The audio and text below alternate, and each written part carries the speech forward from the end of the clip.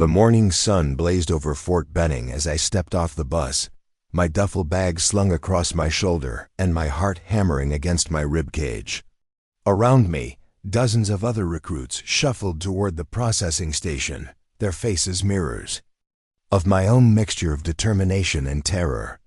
At 5 feet 2 inches and 110 pounds soaking wet, I stood out like a sparrow among hawks. "Welcome to hell, maggots." The voice cut through the Georgia humidity like a blade. Drill Sergeant Martinez emerged from the shadows of the barracks, his massive frame blocking out the sun. 6'4" of pure muscle wrapped in digital camouflage, he surveyed us with the cold calculation of a predator sizing up prey. His eyes swept across the formation, lingering on each face before moving to the next. When they reached me, they stopped. A slow, cruel smile spread across his weathered features. "Well, well, well," he drawled, his voice carrying across the silent courtyard. "Looks like someone took a wrong turn on their way to summer camp." The other recruits shifted uncomfortably. I kept my eyes forward, jaw clenched, hands steady at my sides. I'd heard it all before, every joke about my size, every assumption about my capabilities.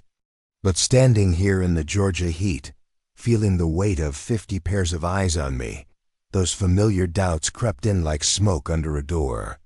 "You!" Martinez's voice cracked like a whip, tiny, front and center. I stepped forward, my boots clicking against the asphalt. The distance between us felt like miles. When I finally stopped in front of him, the top of my head barely reached his chest. "State your name, recruit." "Sarah Chun, drill sergeant." He circled me slowly, like a shark scenting blood. "Chun, let me guess, mommy and daddy own a nail salon. And you thought the army would be a fun way to rebel?" The racist assumption hit me like a slap, but I kept my expression neutral. I'd learned long ago that reaction was exactly what bullies wanted. "No, drill sergeant. My father is a mathematics professor at MIT. My mother is a cardiac surgeon." Something flickered in his eyes, surprise, maybe even respect, before the mask slipped back into place. "Is that so? Well, Dr. Chun, what makes you think you can hang with the big boys? This isn't a library study group." "I'm here to serve my country, drill sergeant." "Noble," he sneered. "Real noble. But when bullets start flying, nobility doesn't. Stop lead. Strength does. Speed does. Size matters, little girl." He turned to address the entire formation. "Take a good look at Chun here. This is what happens when the Army lowers its standards. When I was coming up, we didn't let children play soldier." The laughter from some of the other recruits stung more than Martinez's words. I'd expected the drill sergeant's hostility. It was part of the game, part of breaking us down to build us back up. But the mockery from my fellow recruits felt like betrayal before we'd even had a chance to become brothers and sisters in arms.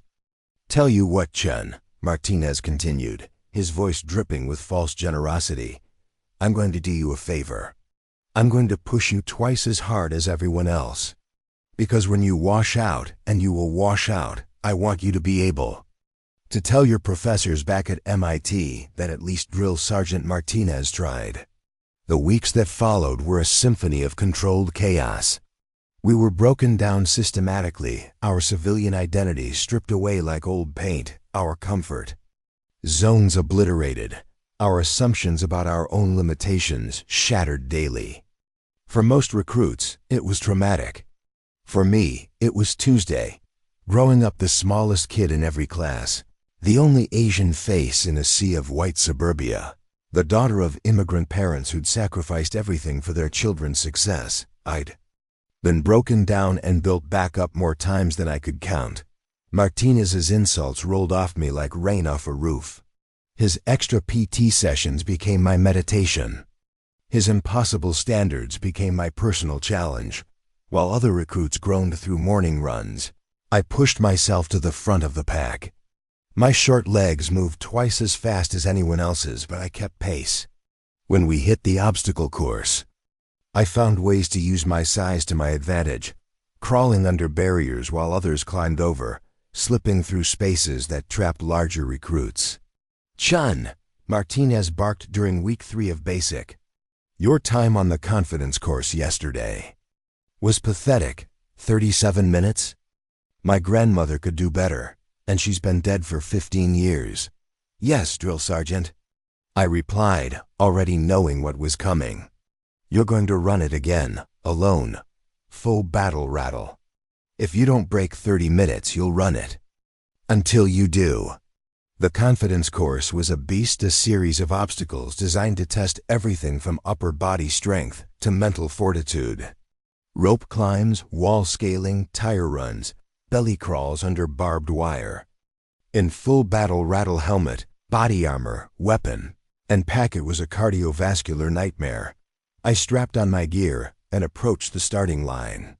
Martinez stood with his stopwatch, that familiar smirk playing across his lips. A small crowd of my fellow recruits had gathered to watch the show.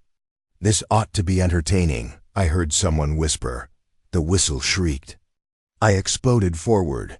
The first obstacle was a series of hurdles. Where other recruits jumped over them, I dove under, sliding on my stomach like I was stealing second base. Time saved, precious seconds. The rope climb came next, 30 feet of raw hemp stretching toward the sky. I attacked it like my life depended on it, my small hands finding purchase where others slipped. My gymnastic background from high school served me well as I scaled the wall using a technique I'd learned from watching parkour videos on YouTube. Halfway through the course, something shifted. The jeers from the sidelines faded away.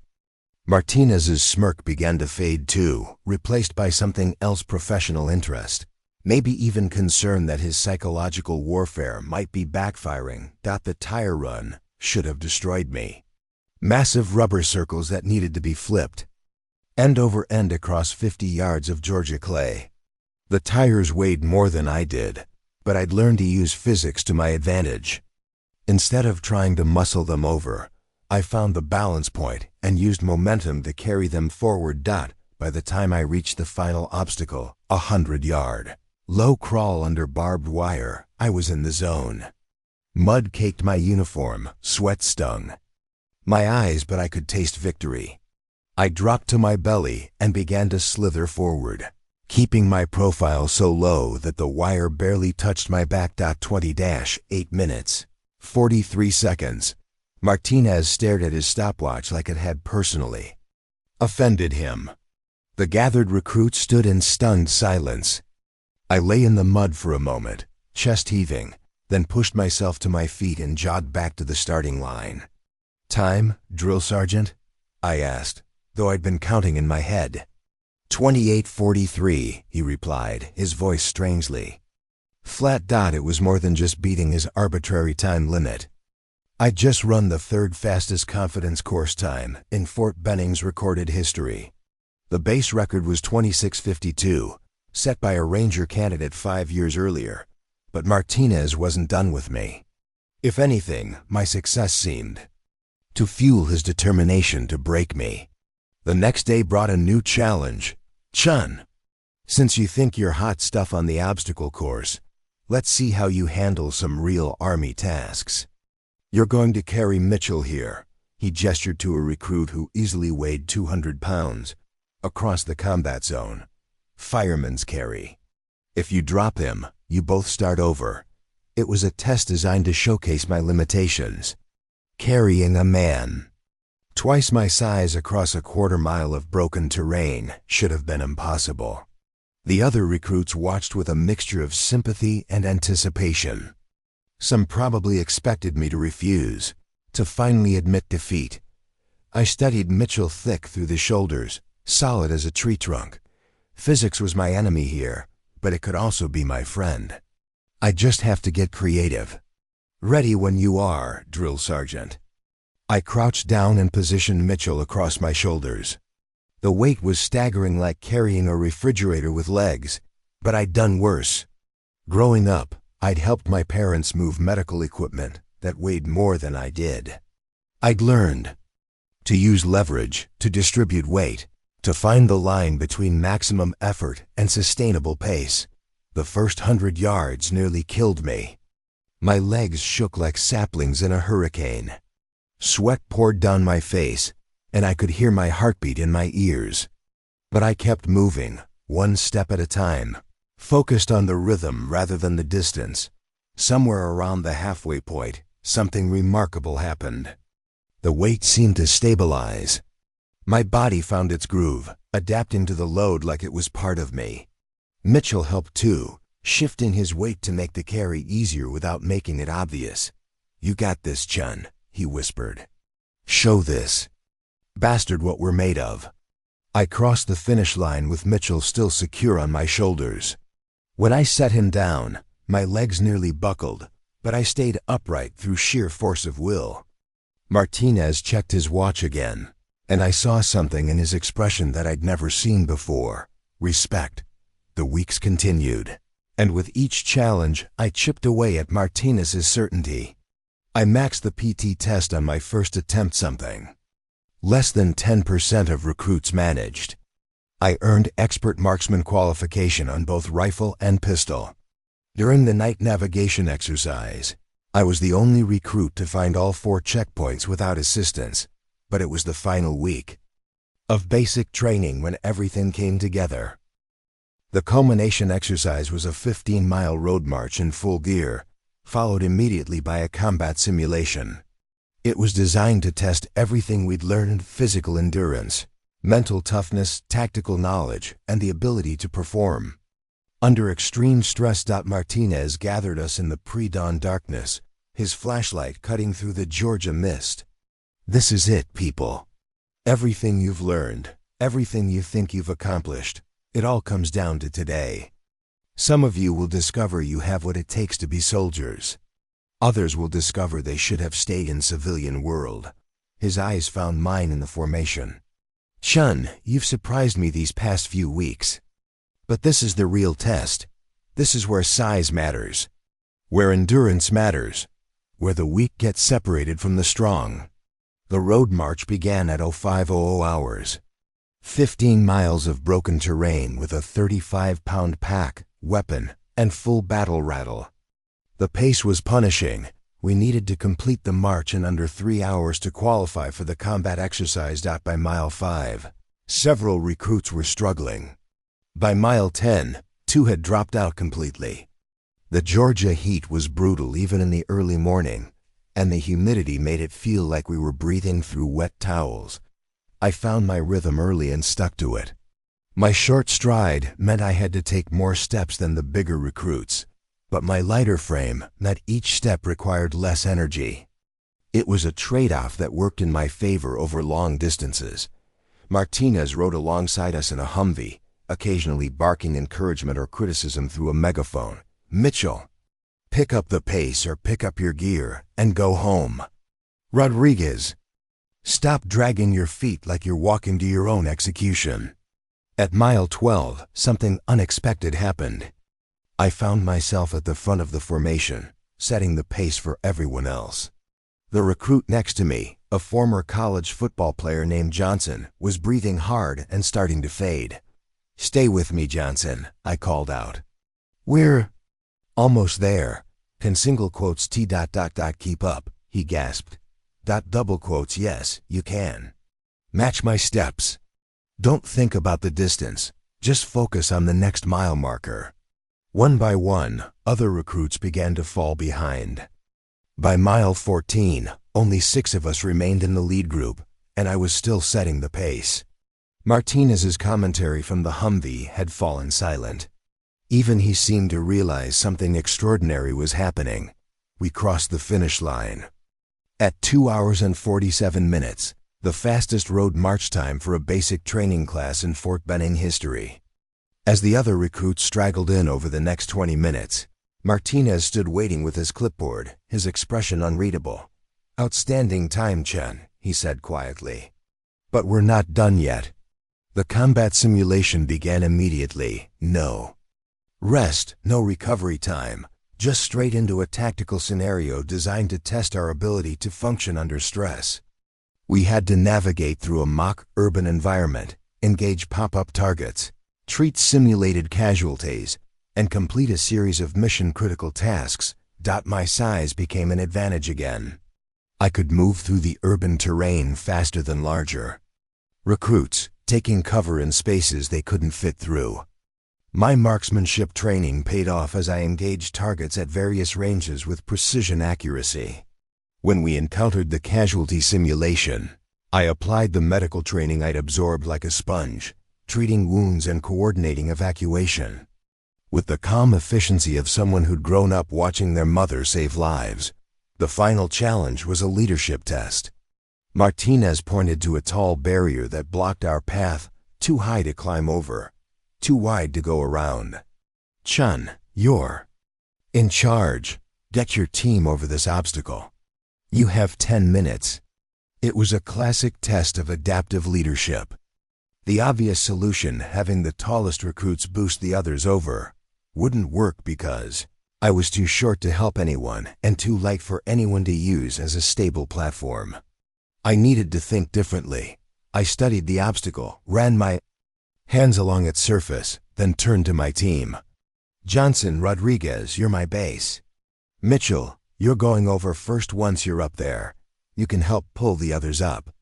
Henderson, you're our lightest after me, so you're going second." "I'm going last. What about you, Chun?" Johnson asked. "How are you getting over?" I smiled. "You're going to throw me." It wasn't elegant, but it worked. With the team positioned on the other side, Johnson and Rodriguez literally hurled me upward like I was a football pass. I caught the top of the barrier, pulled myself over, and dropped down to join the others. 8 minutes, 37 seconds. Another record. When we returned to the barracks that evening, Martinez called me aside.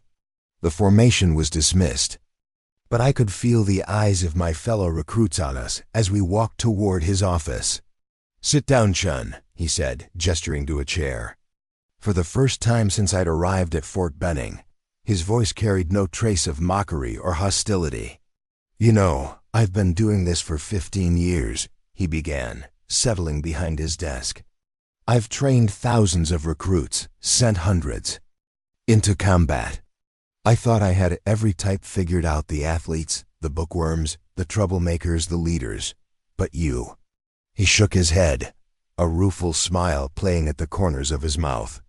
"You've broken more training records in 12 weeks than most recruits break in their entire careers. Road march, confidence course, marksmanship, tactical leadership, hell. You even set a new record for the combat simulation we ran today." I sat quietly, unsure where this conversation was headed. "I owe you an apology," Martinez continued. "From day one, I made assumptions about you based on your size, your background, your appearance. I thought I was doing you a favor by pushing you harder, by setting impossible standards. Truth is, I was trying to break you because I was afraid you'd make me look like a fool. You were doing your job, drill sergeant. No, Chun, I was being a prejudiced ass. There's a difference." He pulled out a folder and slid it across the desk. "These are your final scores. PT Test Perfect Score. Marksmanship Expert Qualification. Leadership Assessment, Top 5%. Overall ranking, number 1 in your class." The words didn't compute at first. Number 1 out of 53 recruits? "But more than that," Martinez continued, "you've shown something I rarely see in basic training. You've shown that strength isn't about size, it's about heart. It's about refusing to quit when everything in you wants to give up. It's about lifting up the people around you instead of stepping on them to get ahead." He stood and extended his hand. "It's been an honor training you, Soldier Chun. The Army is lucky to have you." As I walked back to the barracks that night, my head still spinning from the day's events, I thought about the journey that had brought me here, the doubt, the mockery, the assumption that someone my size couldn't cut it in a soldier's world. I thought about all the times I'd been underestimated, all the times I'd had to prove myself twice as hard to get half the recognition. But mostly, I thought about tomorrow, graduation day. The day I'd officially become a United States soldier. having earned my place not despite my size, but because of what I'd chosen to do with it. Martinez had been wrong about one thing: size did matter, but not in the way he'd originally thought. My size had made me faster, more adaptable, more creative in solving problems. It had taught me to use intelligence instead of brute force, strategy instead of strength. It had made me underestimated, which turned out to be one of my greatest tactical advantages. The drill sergeant had laughed at my size, assuming it was a weakness. Instead, I'd turned it into my greatest strength, breaking his records and his preconceptions along the way. Tomorrow, I'd graduate at the top of my class, ready to serve my country with the same determination that had carried me through these 12 weeks. But tonight, I allowed myself a moment of quiet satisfaction. I'd proven that heroes come in all sizes, and sometimes the smallest soldier casts the longest shadow.